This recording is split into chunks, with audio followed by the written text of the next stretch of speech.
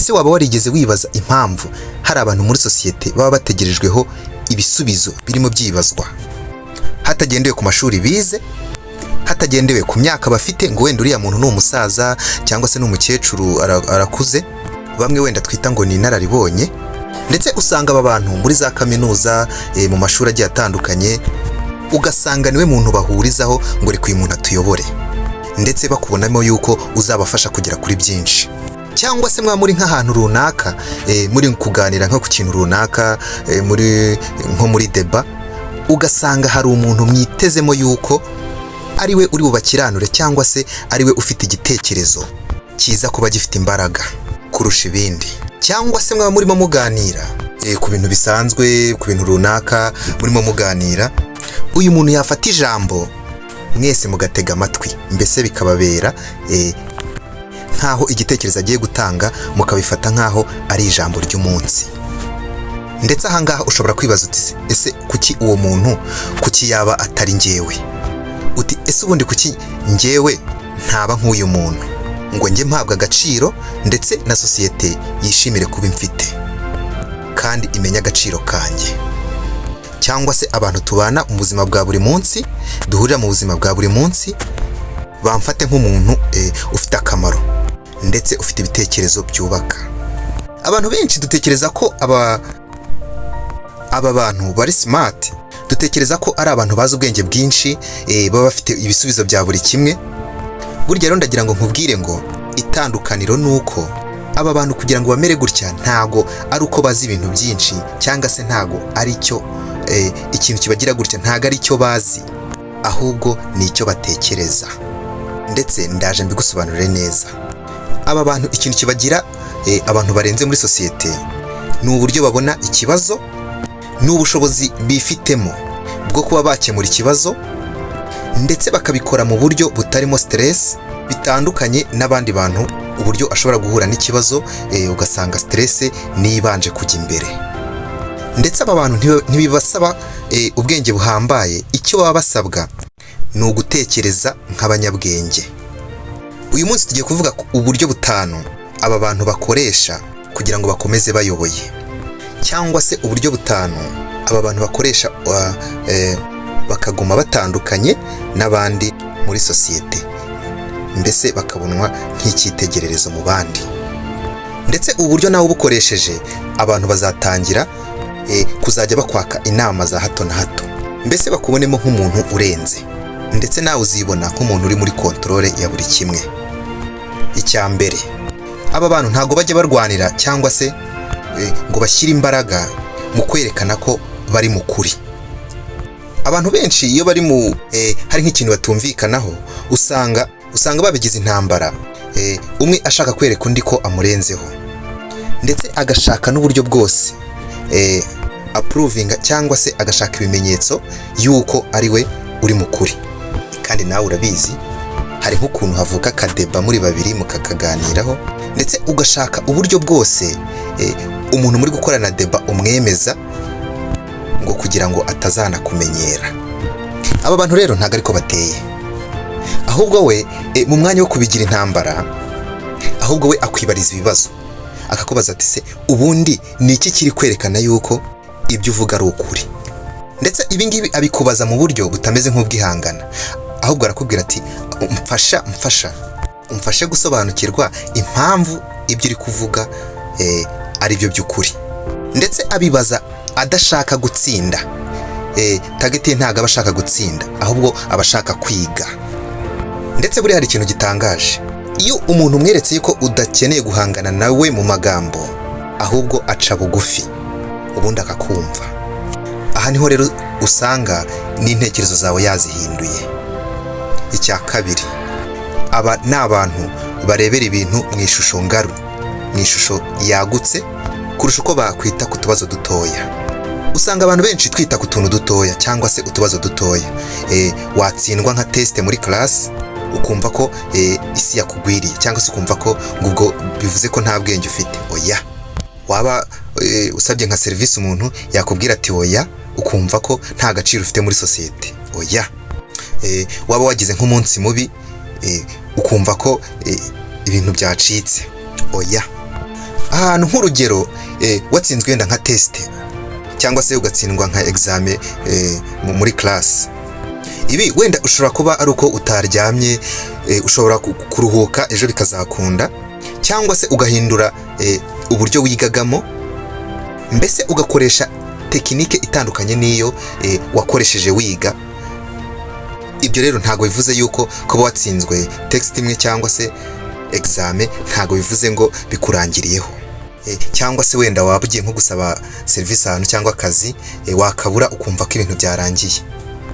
Ibyo byose rero abo bantu bibabayeho, ikintu cya mbere atekereza ati se nehe nakwimprovinga, cyangwa se nehe nashyira imbaraga, nayahe makuru yandi wenda ntari mfite nshobora kwibikaho. Mu yandi magambo, aba bantu ntago bapanika, ahubwo baraplaninga. Icya gatatu, aba bantu ni abantu batajya bagirira ubwoba habe na buke bw'ikintu badashobora guhindura. Abantu benshi dutakaza imbaraga mu bintu kandi tudashoboye kuba twahindura, cyangwa se ibintu tudashoboye kuba twagira icyo dukoraho.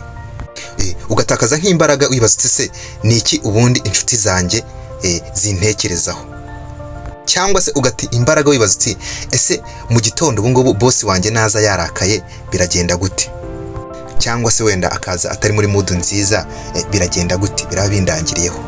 Ibyo ngibyo ni nko kwibabaza witera stress z'ubusa, ahubwo imbaraga zawe ugomba kuzita cyangwa se kuzikoresha ushaka mu bintu, ukazikoresha mu byo ufite icyo wabikoraho. Witakaza imbaraga zawe wibaza ku mvura cyane, cyangwa se ngo uburyo imvura itareka kuko ntibyashoboka, ahubwo wowe imbaraga zawe zishyire mu buryo uri bubone umutaka wo kwitwikira akazi kagakomeza. Ndetse witakaza imbaraga zawe wibaza icyo inshuti zawe zikuvugaho, ahubwo itakuba ugomba kuba umuntu mwiza ndetse ukaba umunyakuri, naho ibyo abandi bakuvugaho ukabyihorera. Wikwita kuba uri bubone akazi cyangwa se uri bukabure, ahubwo ita yuko ugiye gukora interview nziza, ibindi ni ibyabo barakaguha cyangwa se bakakwima, ibyo ntabwo ufite muri control. Nutita kugira ubwoba bwa buri kimwe, bizagufasha kubika imbaraga zigufasha mu gutekereza ibintu bizima bikubaka. Icya kane, aba bantu bakoresha guceceka nk'intwaro ikomeye. Abantu benshi usanga twita mu kuvuga cyane kurusha uko twumva, ndetse ugasanga kuvuga nibyo bidushishikaje kurusha uko twaha ibitekerezo abandi twaba turi kumwe, cyangwa se abo twaba dusangiye ibitekerezo. Nyamara aba bantu bo ntago ariko bameze. Usanga baba bashishikajwe no gutega amatwi kurusha uko baba bashishikajwe no kuvuga. Ndetse buriya nawe inama nakugira, ntuzigere uhanganira n'umuntu, cyangwa se ngo ubone washyize imbaraga murwanira kugira ngo muvuge, ngo kugira ngo utange igitekerezo. Reka.